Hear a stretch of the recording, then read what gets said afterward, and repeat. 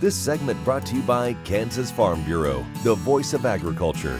To join today or for more information, go to kfb.org or find us on Facebook and Twitter. Hi, this is Kyle Bauer. On That's My Farm, I get an opportunity to visit with Thomas Parsons today. Thomas, you're from a ranch in south central Kansas, maybe a southeast Kansas. You tell us where you're at. Yes, sir. So we're in Southeastern Cowley County, around Dexter, Kansas, and I come off of a cow-calf operation, Parsons Ranch. So that is the Flint Hills in that area? Yes, so we don't really have any farm ground directly in our area. Once you get up into Dexter, there's some bottom ground, but most of it's in the central and western part of Cowley County. So tell me about your cattle operation there at Dexter. So we run about 150 head of spring calving cows, and we're closed herd, so we have Angus, and we'll breed those to Hereford bulls, and then we like to take those and save those F1 crosses as our heifers, and we'll breed those back onto Angus. And then we'll, in the fall, we'll sell our heaviest calves to a feedlot in western Kansas, and then we'll background our cuts throughout the winter and sell them around the beginning of February. So do you graze grass year-round then? Yes. Yeah, we graze grass year-round, just continually.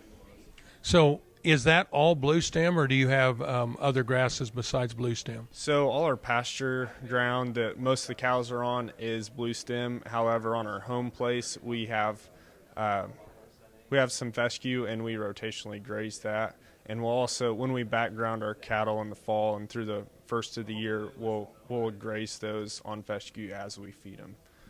Depending on where you were and how you were trying to put up feed, it was difficult this year. There was a small window to get hay put up. Were you able to get yours up? Yes, so we actually hit about the only dry week we had for the summer. We hire our prairie hay put up, so the custom cutters were able to get in there and get that done properly, and then we put our fescue up in little square bales.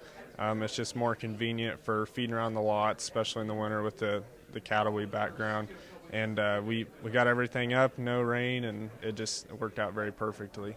How do you handle the little squares? Is that done mechanically or by hand? So we actually do that by hand. That's something we're looking at, is trying to find a more mechanical way to do it, because labor is definitely hard to come by. But we have the bales come directly off the baler onto a flat trailer, and then we take that to the barn and unload it.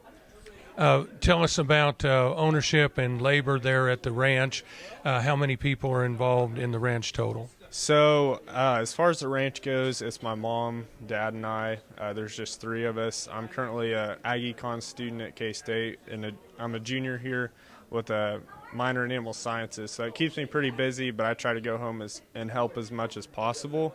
But other than that, my mom and dad are able to manage and do all the labor when I'm not able to help. When do you calve? So we calve in the spring. We calve later February. We try to push that up a little bit, just help with the weather and everything. You know, as you went north in the state this year, the weather got to be quite an issue with spring calving. Tell us about it at Dexter. So it wasn't too bad of a year this year. We got a little bit of a snow, but relatively not a whole lot. I would say on average it was a typical year. The past 3 years, it seems like, rather than snow, we've been getting a lot of ice. So that can definitely make things a little bit tricky.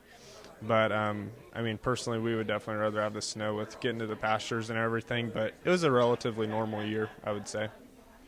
We're visiting with Thomas Parsons. He's with Parsons Ranch at Dexter, Kansas. This is Kyle Bauer reporting.